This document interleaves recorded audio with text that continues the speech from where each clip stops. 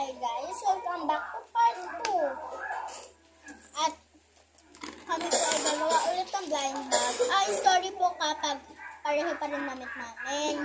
Kasi po naligo naman na po kami. Tsaka, ano po, isang araw lang po kami muna. Tapos bukas, may part 3 na. Tsaka part 4. Bukas na yung part 4 and part 3. Opo, kasi po, wala pa po kaming energy.